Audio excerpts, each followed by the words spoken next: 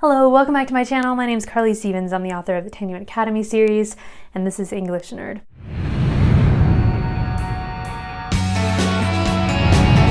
For today's video, I wanted to just show you my latest book haul. And now, to preface all this, I do not ordinarily buy tons of books. This is, years and years of gathering things up. But what sometimes happens is that I'll go 6 months and maybe get one, and then all of a sudden I just decide to, use a few gift cards or something and then get like a ton of books all at once. So that's kind of what has happened recently, and I just wanted to share with you what my book haul is. So I'm going to start with the only book in this list that was actually given to me rather than me picking it out and ordering it or getting it from a store. So it is The Works of Chaucer from 1894. This is a legitimately old copy of Chaucer, and it's even in the Middle English as opposed to a more modern translation, which pretty much all of the Chaucer versions nowadays have, and rightly so. It's really difficult to read Middle English unless you're super used to it. There's an appendix at the end, which is more how people in the 1800s would read their old stuff, but it has gold edges. It's really a lovely copy. So one of my students found this at a used bookstore and thought of me, which was really sweet. So that's the first one. Okay, so in no particular order, this is just stuff that I have recently gotten. So first one is A Court of Frost and Starlight by Sarah J. Maas. I have not read this book yet, but I've read the other Court of Thorns and Roses series. It's not my favorite exactly. Her writing is kind of addictive, but not like technically all that great. I have a lot of mixed feelings about Sarah J. Maas, but I prefer actually physically reading her books to listening to the audio, partially because I can't get the audio. My library system does not have this series, and I feel like it's so easily readable that I kind of prefer this way. So I found this, and so I decided to give it a shot. I've wanted to read it for a little while and just was waiting for a sale, basically.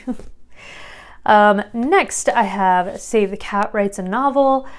I know a lot about craft, but there are always new situations or new difficulties or new things to learn and ways to improve, of course. So I started listening to, because audiobooks are the main way that I read these days, Save the Cat Writes a Novel, and I thought it would be worthwhile to get the physical book because it's more of a reference than a read straight through kind of thing.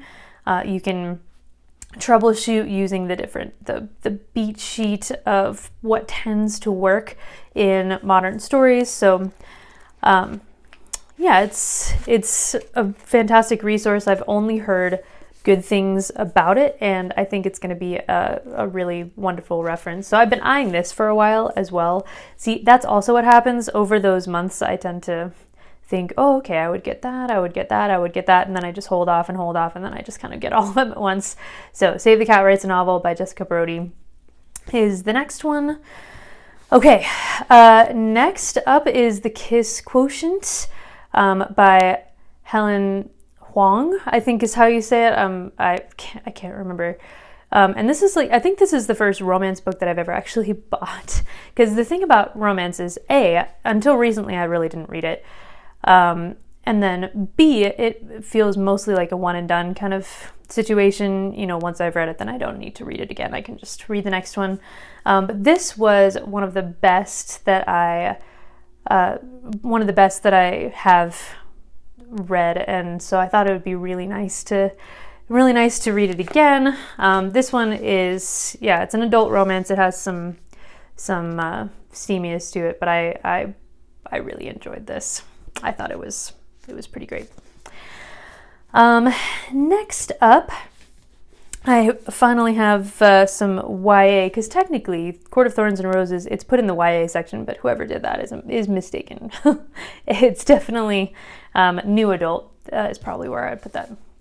But there's not a convenient section at the bookstore for that, so all kinds of stuff that belongs in more of an adult section because of the content ends up in the young adult section, so just that's a thing that exists. So anyway, Stalking Jack the Ripper, it's a historical mystery. I think it's also shelved under horror, which is not usually my bag of tricks, but I really enjoyed listening to this one very recently, and it's a riveting story. Kerri Maniscalco is great with tension, and I tend to like her characters. This series I feel a little bit well, I've only read 2 of the 4, to be fair. Loved this one. The Hunting Prince Dracula is the second one. That one, some of the issues that were in this one that were easily overlookable because I loved it so much, became much bigger and stronger in the second book, and I didn't really enjoy the second one all that much. I am going to finish the series eventually, but this I knew I really liked, and so I just decided to go for it. It has these creepy pictures of, well, I guess the first one I came across is not creepy, but these old pictures from the time period, mostly of freaky medical things, which again is usually not my cup of tea, but I just thought this was a great book.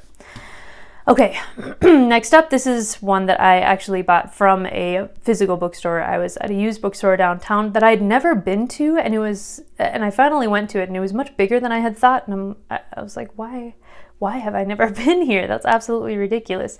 So it's Kenneth Branagh's Hamlet. It's the screenplay, introduction, and film diary. So it's the play Hamlet, but it has the action of the Kenneth Branagh movie version, which is like the gold standard, basically.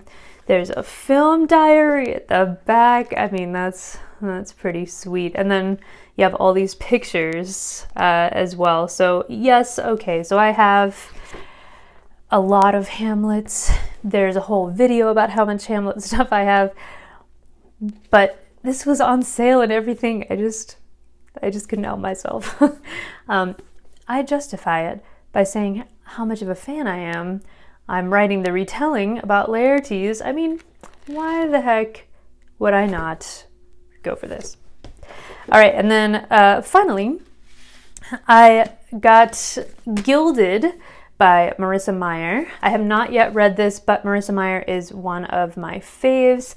Now, granted, I've read every book that she's come out with, except for Serendipity, which she kind of helped to compile because that one just came out. And there has been a miss or two among all the books that she's written, but when she is good, she's like really good.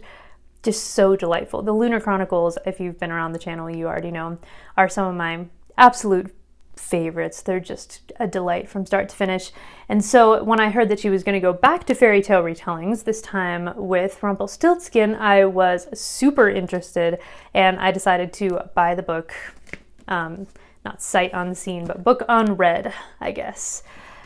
So I'm excited to dive into this one. I know it's not exactly the same as the Lunar Chronicles. It has a darker tone by all accounts, but I otherwise don't know a ton about it, and I'm looking forward to checking that out. So yeah, that is way more books than I would ordinarily buy, but I'm excited about all of them, and you get kind of a revealing look into the sorts of things that I like to read. But that's kind of what this whole channel is, right? All right, so that is all. Make sure to like this video if you like it. Subscribe for more English nerdy goodness. Get those notifications. I post videos every Monday about reading, writing, classic books, authorly things, and you don't want to miss a moment. I have all kinds of announcements that I'm just waiting for to announce, and so yeah, I'm not going to say anything more about that. There's just a lot of exciting stuff coming up very soon. I just can't announce it quite yet. All right, that is it. I'll see you next Monday. Bye.